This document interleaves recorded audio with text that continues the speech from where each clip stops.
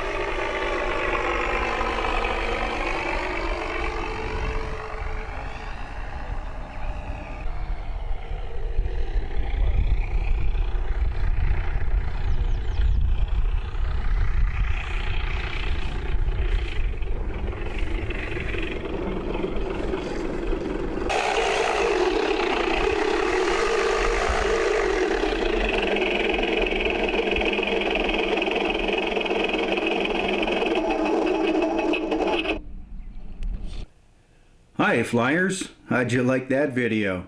Pretty cool, huh?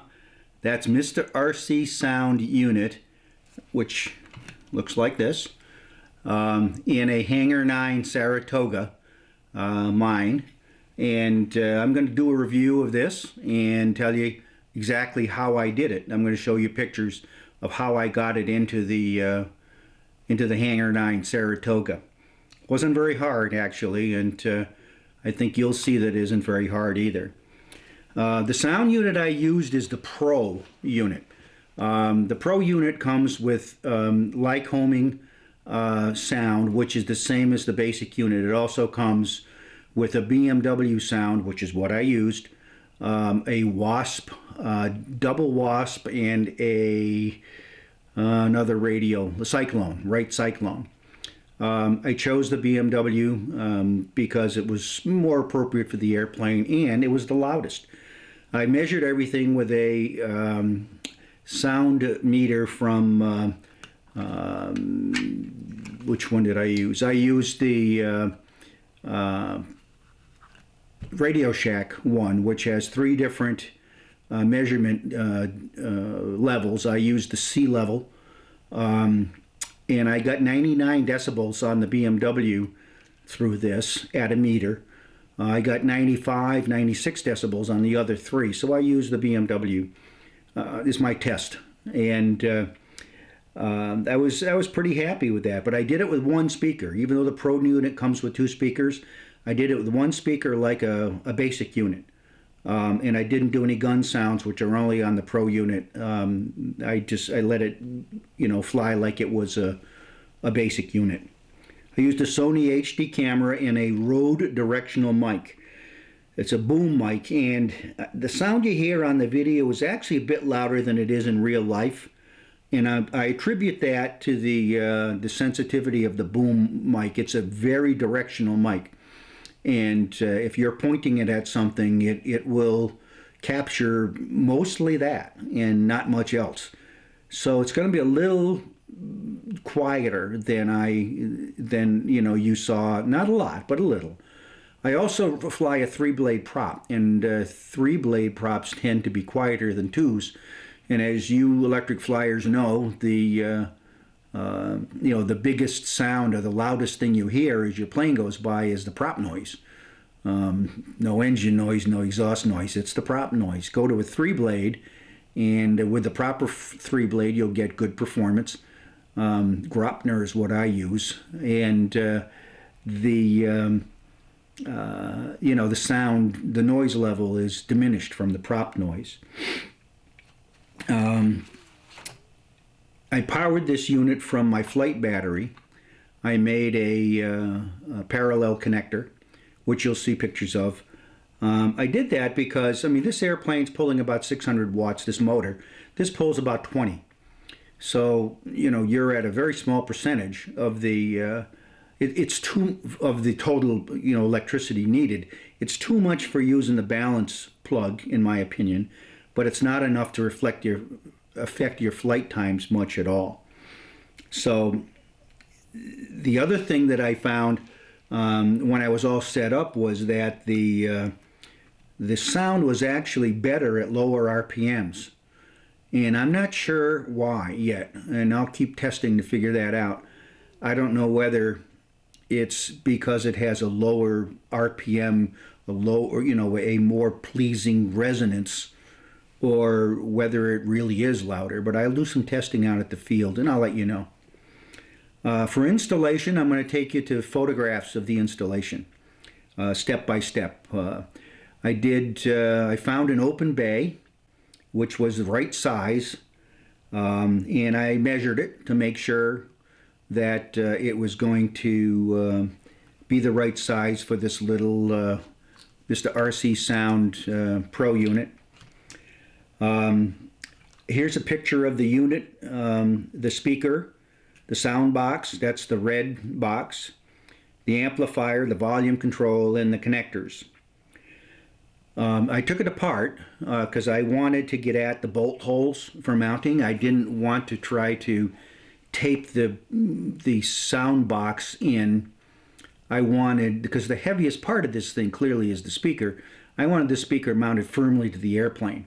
So I had to get at the bolt holes, so I popped it apart, which you can see. And I had to make a mounting plate that fit beautifully inside the airplane. So I cut a 2-inch hole in 1/8-inch ply. Then I traced, drilled, and cut out the speaker bolt pattern. I mounted the speaker with bolts and lock nuts, the nylock nuts. Then on top of the speaker, I put 3M body auto tape, 2 layers. It shows one here, but there was a second layer. And I wanted to do that so I could disassemble it later if I needed to. And the reason there were 2 layers was 1 layer wasn't quite enough, and 2 layers was just perfect so that the sound box touched the mounting plate. And I wanted it to touch the mounting plate so that it sealed the sound as best it could. I made my own 12-gauge parallel adapter for power.